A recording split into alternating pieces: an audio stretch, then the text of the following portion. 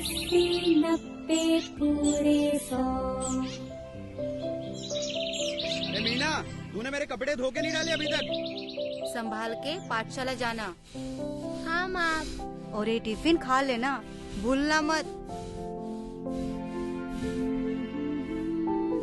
अच्छा, bye bye. Bye बेटा। माँ, क्या हुआ बेटा? माँ मुझे भी पाठशाला जाना है। सुनिए, क्या है?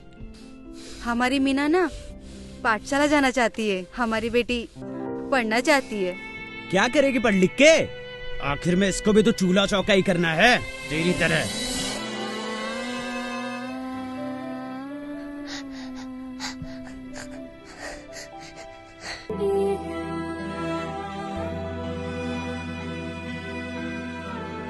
आसमां को छूने का घर है मन मेरा। क्या करेगी पढ़ लिख के? आखिर में इसको भी तो चूल्हा चौका ही करना है। अक्षरों से दोस्ती मुझे लगती है प्यारी।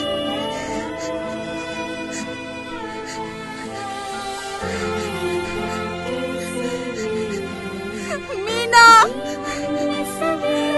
ये क्या किया बेटा? माँ मुझे भी पढ़ना है। माँ मुझे भी पाठशाला जाना है।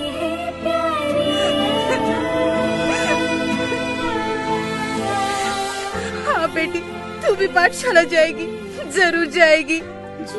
देखती हूँ तुझे पढ़ने से कौन रोकता है।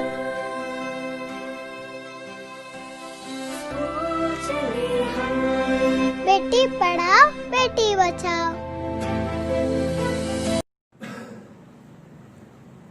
प्यारे बच्चों, जैसा कि आप जानते हैं कि YouTube के माध्यम से ही अपने विद्यालय में बच्चों को शिक्षा दी जा रही है। तो उसी क्रम में आज हम कक्षा 9 के बच्चों को अभ्यास पहला यानी कि संख्या पद्धति के बारे में बताएंगे।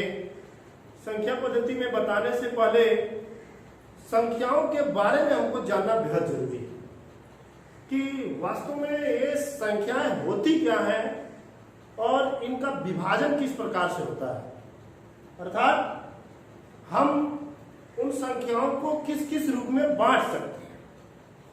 सबसे पहला प्रश्न हमारा ये बनता है, क्योंकि संपूर्ण गणित में अगर हम संपूर्ण लोक की गणित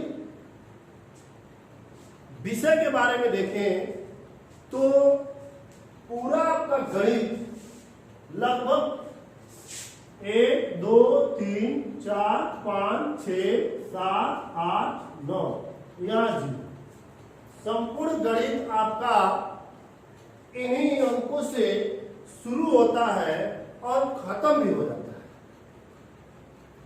यही अंक जो है कभी 10 बन जाते हैं, कभी 9 का 90 बन जाता है, कभी 900 बन जाता है। अर्थात यही अंक और यही चिन्ह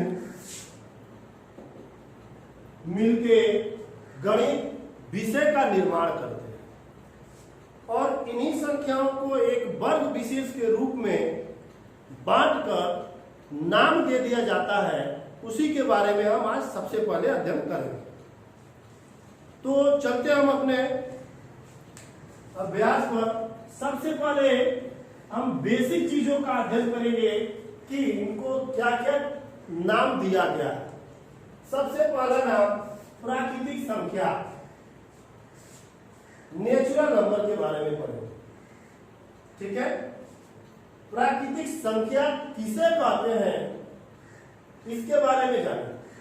इसकी परिभाषा अगर दी जाए तो ऐसी संख्याएं जिनका उपयोग हम किसी वस्तु को गिनने के लिए, किसी भी वस्तु को गिनने के लिए, जैसे आप उदाहरण के तौर पे गिन लीजिए, आम 10 ठो रखा है तो गिनते हैं 1 2 3 4। अर्थात यही संख्या जब भी हम परिवेश में किसी वस्तु को गिनने के लिए लाते हैं, यह संख्या प्राकृतिक संख्या है। जैसे 1 2 3 4 5 एंड सो। ये सारी संख्याएं जो है वो प्राकृतिक संख्या है। अब हम प्राकृतिक की बात आ गई है तो ये प्रश्न उठता है कि जो संख्याएं हमने लिखा है क्या वास्तव में इस संख्या का आविष्कार किसी ने किया है? तो इसका तथ्य अभी कहीं भी किसी किताब में नहीं मिला है। इसीलिए हम इसको एक तथ्यों के तौर पे हम इसको प्राकृतिक संख्या भी कहते हैं। तो ये तो हो गया आपका प्राकृतिक संख्या, अर्थात जो भी संख्या हम परिवेश में गिनने के लिए यूज करते हैं, प्रयोग करते हैं, वो संख्या प्राकृतिक संख्या कहलाती है। दूसरी संख्या हमारी है पूर्ण संख्या। तो पूर्ण संख्या किसे कहते हैं ये प्रश्न है। तो जब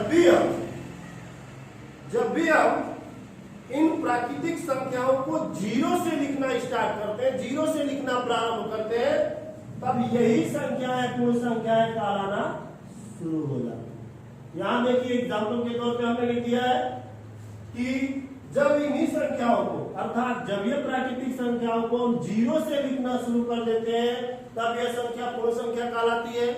आप जानते भी हैं कि जीरो का आविष्कार आर्यभट्ट ने किया था, लेकिन ये संपूर्ण रूप से तथ्य हम सही नहीं मानते, क्योंकि आर्यभट्ट के पहले भी तो जीरो था, आर्यभट्ट के पहले भी तो जीरो होगा, लेकिन ये हो सकता है कि उनसे पहले जीरो किसी और सांकेतिक भाषा में लिखी जाती होगी, लेकिन किताबों के माध्यम से ये ज्ञात हुआ है कि आर्यभट्ट ने जीरो का आविष्कार किया था। खैर उसकी बात अलग है। यहाँ हम पढ़ रहे हैं पूर्ण संख्या, ऐसी संख्या जब हम प्राकृतिक संख्या को जीरो से लिखना शुरू करते हैं तो वह संख्याएं पूर्ण संख्याएं कहलाती हैं। जैसे हमने एग्जाम्पल के तौर पर लिखा है 0 1 2 3 4 5 एंड सो। अगली संख्या हमारी है परिमेय संख्या। ये आपके अभ्यास का महत्वपूर्ण टॉपिक्स है, इसके बारे में हम जानेंगे। परिमेय संख्या किसे कहते हैं? ठीक है, जब भी किसी संख्या को P/Q के रूप में लिखते हैं, अब ये P/Q क्या होता है? किसी भी संख्या को जब हम भिन्न के रूप में लिखते हैं, किसी भी संख्या को, कोई भी संख्या मान लेते हैं 2/3।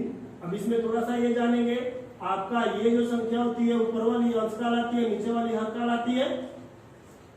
तो जब भी किसी संख्या को P/Q के रूप में व्यक्त किया जाता है या किसी भिन्न के रूप में व्यक्त किया जाता है, वह संख्या परिमेय संख्या कहलाती है।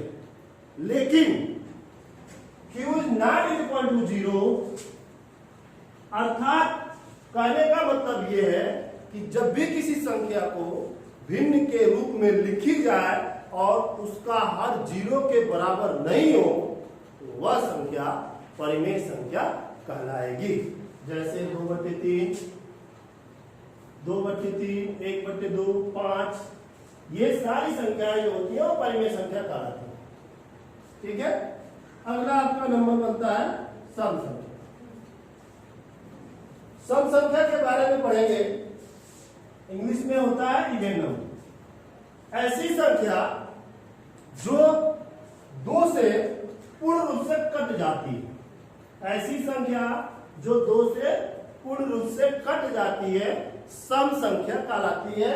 जैसे 2, 4, 12, 100, ये सारी संख्याएं जो होंगी वो सम संख्या कहलाती है।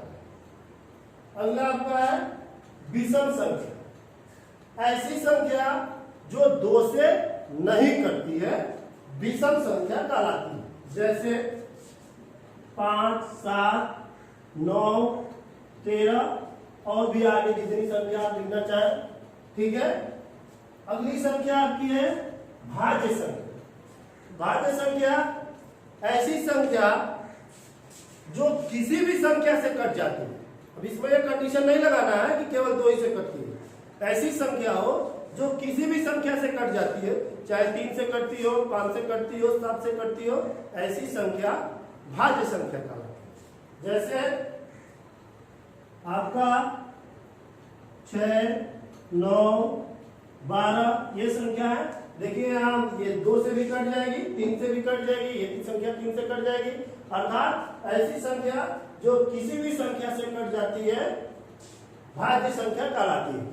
अगला आपका है अभाज्य संख्या, प्राइम नंबर। ऐसी संख्या जो किसी भी संख्या से नहीं कटती है। अब वो किसी भी संख्या से नहीं कटती है तो किससे कटती है?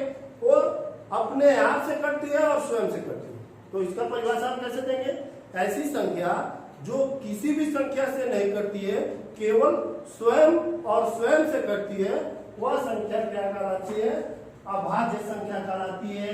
जैसे 5, 7, 11, 13, 17 ये सारी जो संख्या है वो अभाज्य संख्या कहलाती है। ठीक है, ये चीजें तो बेसिक चीजें हैं। इन सब चीजों के बारे में आप पिछली कक्षाओं में पढ़े भी हैं।